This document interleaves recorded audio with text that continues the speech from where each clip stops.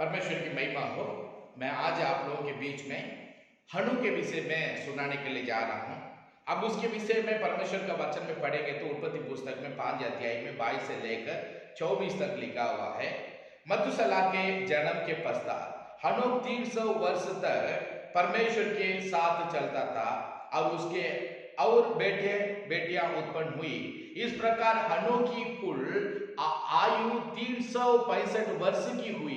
हनोक परमेश्वर के साथ चलता था, फिर वो लोप हो गया क्योंकि परमेश्वर ने उसे उठा लिया। यहाँ परमेश्वर का वचन में हम पढ़ने से परमेश्वर का भक्त हनोक के विषय में लिखा हुआ है। ये दुनिया में बहुत सारे लोग जन्म हुए हैं, लेकिन बहुत सारे लोग अपना जीवन में मृत्यु को देखे, लेकिन अब परमेश्वर का वचन में पढ़ने से यह हनोक अपना जीवन में मृत्यु को ना देखा, वो उठा लिया गया क्योंकि परमेश्वर ने उसे उठा लिया, परमेश्वर उसे ले लिया बोल के प्रभु का वचन में हम पढ़ते हैं।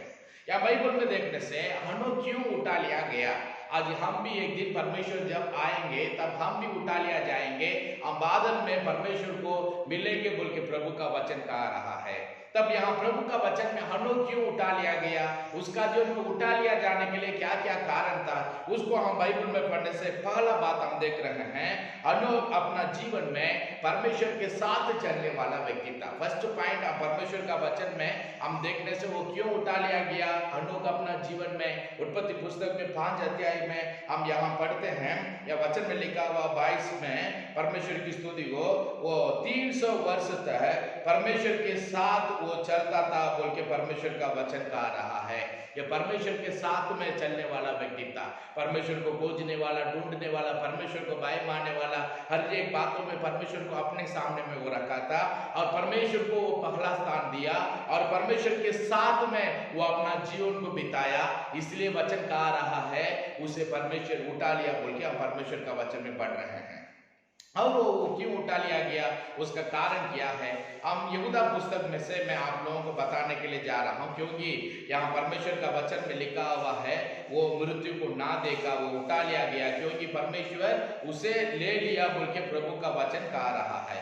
यहाँ पर यहूदा की पत्री में ये का 14-15 वचन को पढ़ने से यहाँ लिखा हुआ है, हनोक ने भी जो आदम से 7वीं पीढ़ी में था इनके विषय में ये भविष्यवाणी की, देखो प्रभु अपने लगभग पवित्रों के साथ आया कि सबका न्याय करें और सब भक्तिहीनों को उनके अभक्ति के सब कामों के विषय में जो उन्होंने भक्तिहीन होकर किए हैं और उन सब कठोर बातों के विषय में जो भक्तिहीन पापियों ने उसके विरोध में कह रहे थे, दोषी टकराए। यह परमेश्वर का वचन में हम पढ़ने से वो दूसरा बात क्यों परमेश्वर उसे ले लिया, क्यों वो उठा लिया, परमेश्वर का वचन में हम पढ़ने से लिखा हुआ है यहूदा की पत्री में ये का 14-15 वचन में पढ़ने से ये बहुत सारा पापियों को परमेश्वर का वचन को सुनाता था, मन फिराने के विषय में परमेश्वर का वचन को प्रचार करता रहा, इसलिए परमेश्वर ने यह हनोक को ले लिया बोल के प्रभु का वचन में हम देख रहे हैं। आज हमारा जीवन में परमेश्वर का वचन को सुनाने वाला बनना है। परमेश्वर का आगमन का समय में हमें परमेश्वर अपने साथ ले जाने के लिए, हम उठा लिया जाने के लिए, हम ये दुनिया में धरती पर जीने के इस समय में परमेश्वर जो मौका हमें दिया है,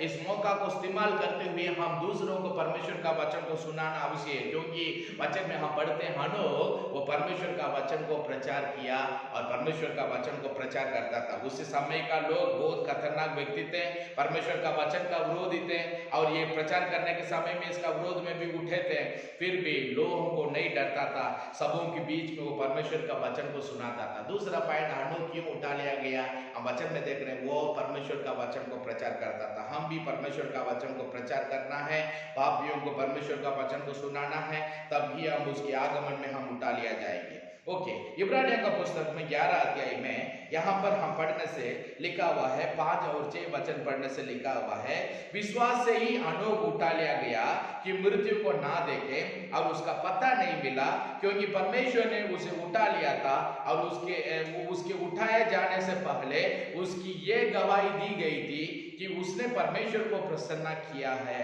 और विश्वास भी ना उसे प्रसन्न करना अनहोना है, क्योंकि परमेश्वर के पास आने वालों को विश्वास करना चाहिए कि वो अपने खोजने वालों को प्रतिफल देता है। यहाँ परमेश्वर का वचन में इब्रानियों का पुस्तक में हम 11 अध्याय में 5वां वचन में पढ़ने से वो विश्वास ही हनोक उठा लिया गया बोल के वचन में है। फर्स्ट वो परमेश्वर के साथ में चलने वाला व्यक्ति था, दूसरा वो परमेश्वर का वचन को प्रचार करता था, सारा पापियों को वो सुनाता था, वैसा हम भी परमेश्वर का वचन को प्रचार करना। तीसरा बात यहाँ हम देख रहे हैं बाइबल में लिखा हुआ है, ये विश्वास करता था। आज हम भी अनोख जैसा परमेश्वर को विश्वास करना। विश्वास का मतलब ये सांसारिक आशीषों के लिए, हम लोग सिर्फ आर्थिक बातों के लिए परमेश्वर का ऊपर में रखने का विश्वास नहीं, हम आत्मिक बातों के लिए परमेश्वर का ऊपर में विश्वास रखना है, परमेश्वर को खोजना है, जीना प्रभु के लिए, मरना परमेश्वर के लिए, हमें परमेश्वर के लिए समर्पण करके उसका ऊपर में ज्यादा विश्वास रखना। तीसरा बात यही कारण था, वो विश्वास किया परमेश्वर ज्यादा, इसलिए परमेश्वर ने उसे उठा लिया। हम भी परमेश्वर को ज्यादा विश्वास करना है। और बाइबल में हम लोग पढ़ने से यहाँ पर लिखा हुआ है, वो जे वचन में हम लोग पढ़ने से लिखा हुआ है, और